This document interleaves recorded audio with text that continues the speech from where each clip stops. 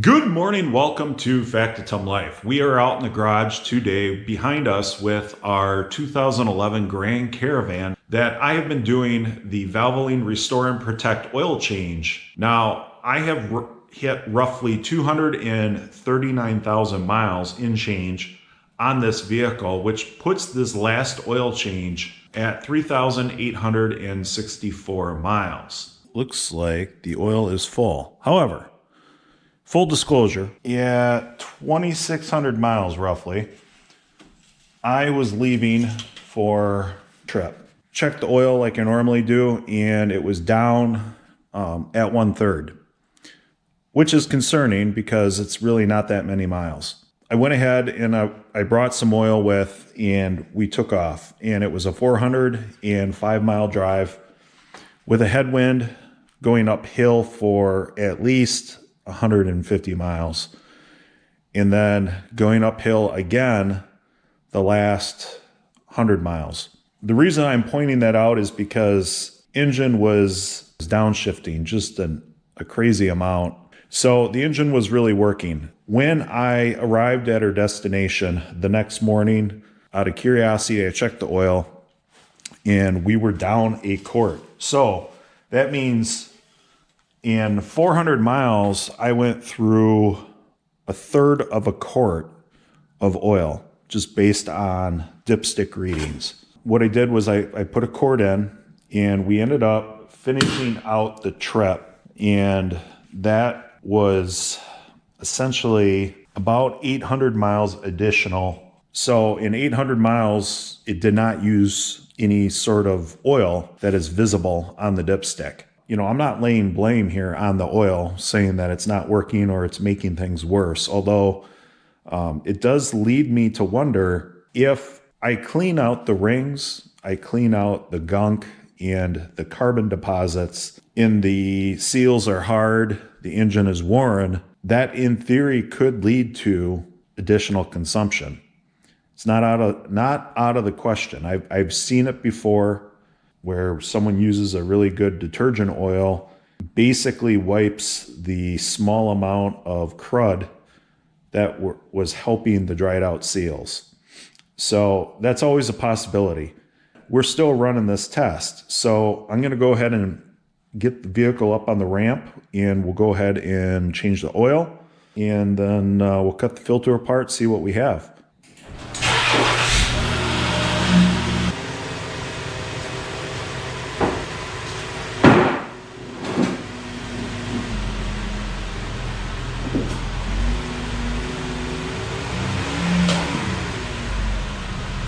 There has been comments about replacing the PCV valve on this, and the PCV valve was replaced last December.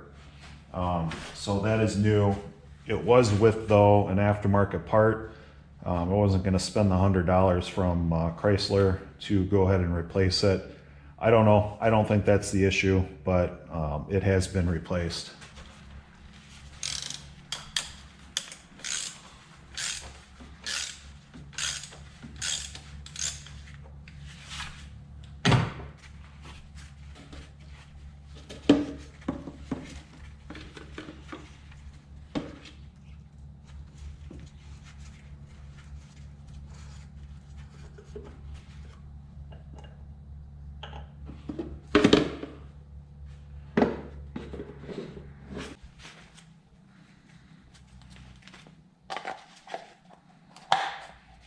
Okay.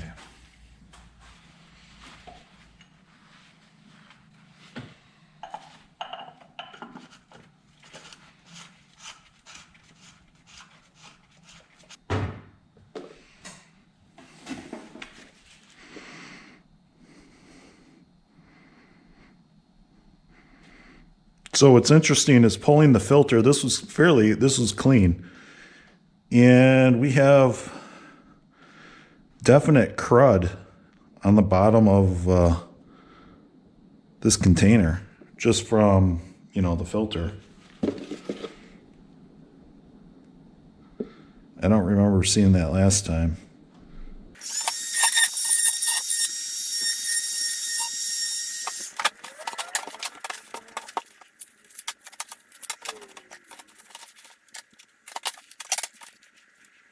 I would stop short of saying there is, huge chunks. There's definitely stuff in the valleys here. You can see little carbon remnants and all these dark spots in the valleys. If I scrape them, that's kind of what they look like, which coordinates with when we pulled the filter out. We got these chunks that are very fine. They're at the bottom of the container here. So there is no doubt here, this is 3,800 miles. Filter is captured stuff. The oil is dirty. It's definitely cleaning.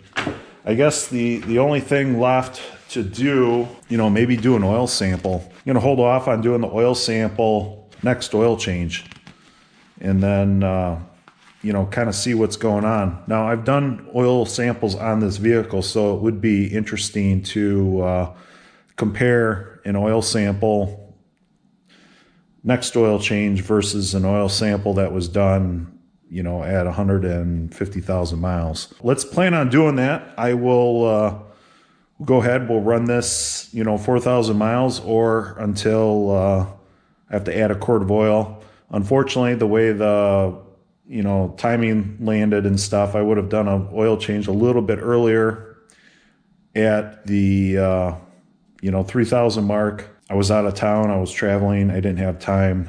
I ended up, putting a quart of oil in. So, and it was a quart of Restore and Protect. So it's not like I contaminated the whole test with some random bottle of oil.